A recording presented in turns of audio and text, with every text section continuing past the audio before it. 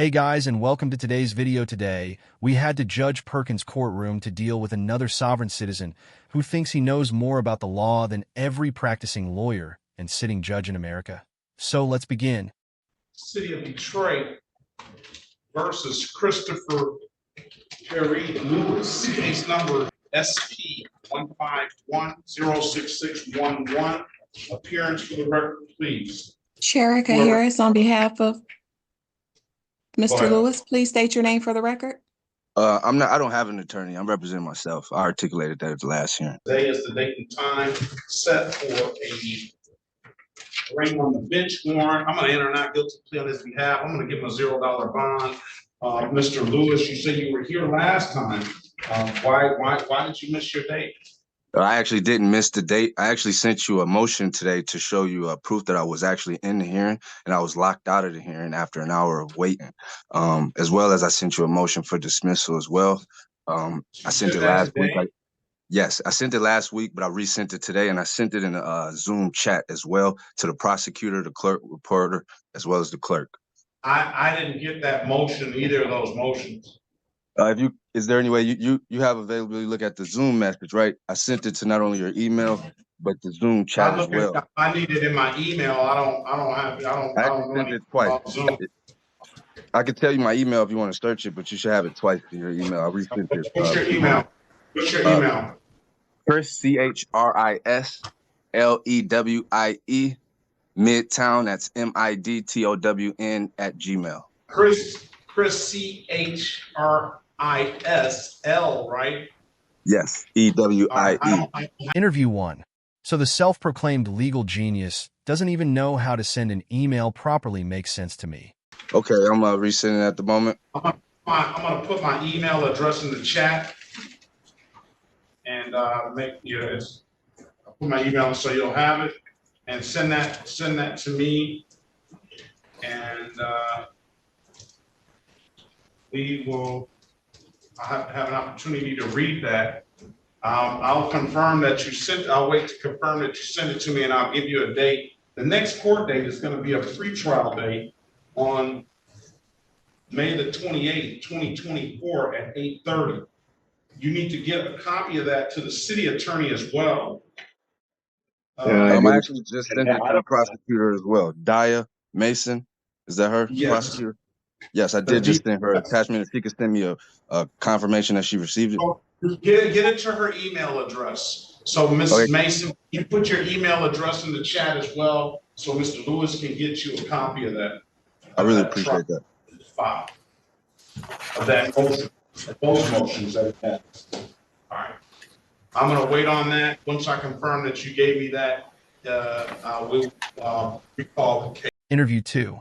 So after many attempts and about a half a bottle of glue consumed, he finally got his email to Judge Perkins, but it only took Judge Perkins reading a couple of lines of it to dismiss it, and that really pissed off the soft hard. Back on the record with Mr. Christopher Lewis. I have received this motion, and I read the first couple of lines of it, and that I'm not concerned necessarily about the March 18th incident. I don't know what happened on that day, but you are here now, so we'll move forward. Excuse me, sir. I heard you say that you only read the first couple lines. Is there any way we could possibly take another case until you get the chance to read the entire thing? It's only 2 pages. I'm not going to read this entire thing today. It's only like 3 paragraphs, the entire thing. The rest are just case sightings. All right, I'm gonna deny the motion. I will set the matter for. Is there any way I can get a written? Can I get a written articulation as to why you're denying the motion? I'm denying the motion because I would just appreciate a written excuse. Can I get a written articulation? I might give it to you in writing. Are we on record? Are we on record? We're on record. Okay. Is this court bound by the U.S. Constitution and Supreme Court rulings? Yes. Okay, you were denying my motion when I said that I had Fourth Amendment violations, and you're saying that you're denying my motion without looking into it or granting me a hearing to go over my motion or give me an articulation as to why, a written excuse as to why. I want to make sure that that's what you're saying to me. You're asking for a change of venue. I'm I'm denying saying that. I'm saying that I know there's a motion for dismissal, and I'm saying that you, as an Article 1 judge under the Commerce Clause, if you're not going to uphold my due process and my Fourth Amendment, I'm saying that maybe we could change venues where I could get a real judge. Interview 3. Well, you got a real judge, and not an Article 1 judge like you said, but we'll get to that in a minute. But what you don't get is a change of venue free card that allows you to move your case from one court to the next just because you don't get your way. Okay, I'm denying a motion to dismiss, okay? I'll set a trial date for you so you can be heard on that type of forum. I insist that the court give me a written excuse as to why you're denying my motion so I can take that to the tenor, okay? Well, you can insist all you want to.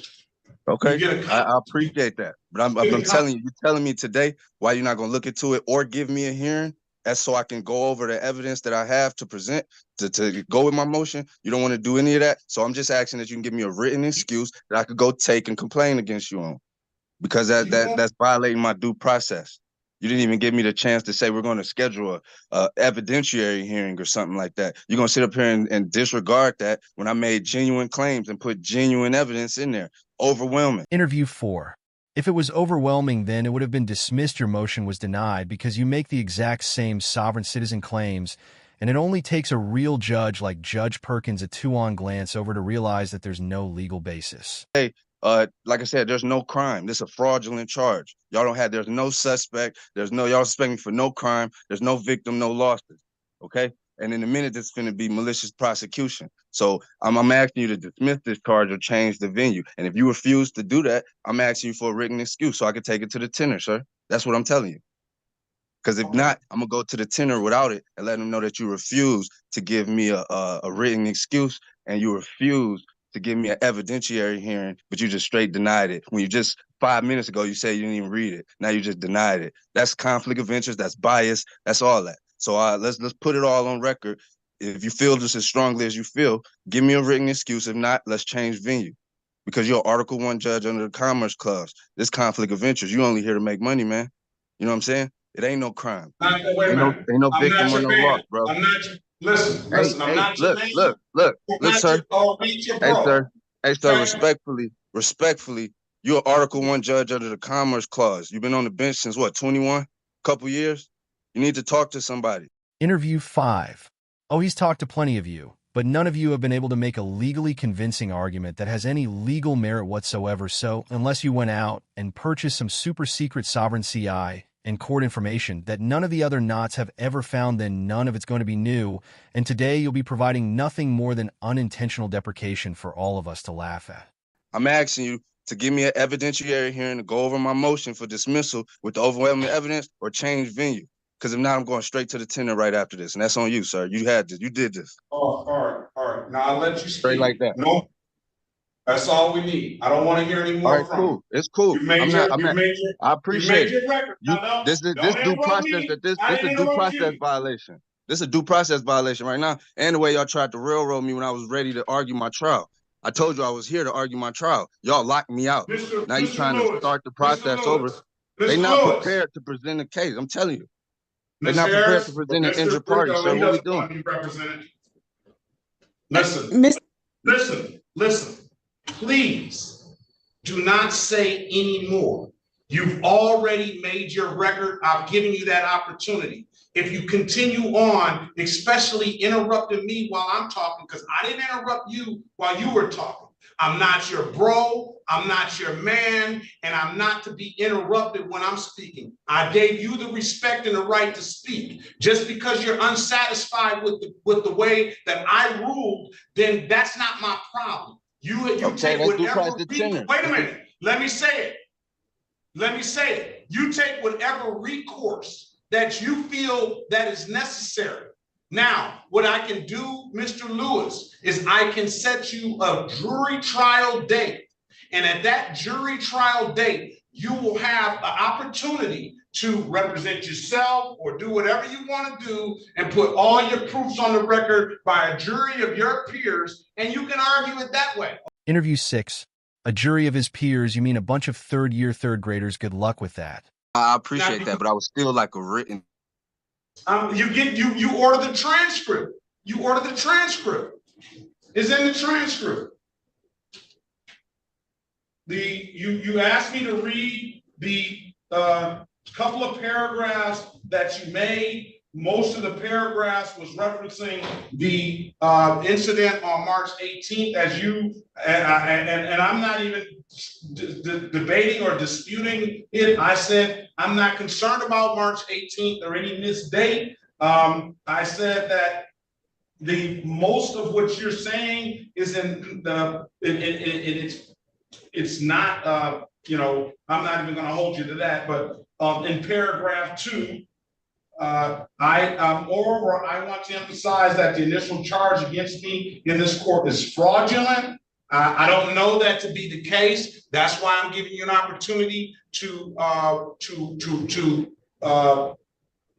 have a jury trial, and they can make the determination. Neither the complaining witness or the prosecution is prepared at any point of this case to present an injured party or any reported damages/losses. So it becomes abundantly clear that every proceeding taking place is strictly an attempt to seek funds where there is no crime and not seek real justice. So we are giving you real justice, because if you say that there's been no crime, then you have a right to a trial. And that's what I'm giving you. So I was assaulted, detained, and my property illegally searched and seized with no suspicion of crime at the hands of the complaining witness, Joshua Martin, and assisting officers. I do not consent to these fraudulent proceedings and demand that the court dismiss the charge immediately with the appropriate remedies. And I'm dismissing the motion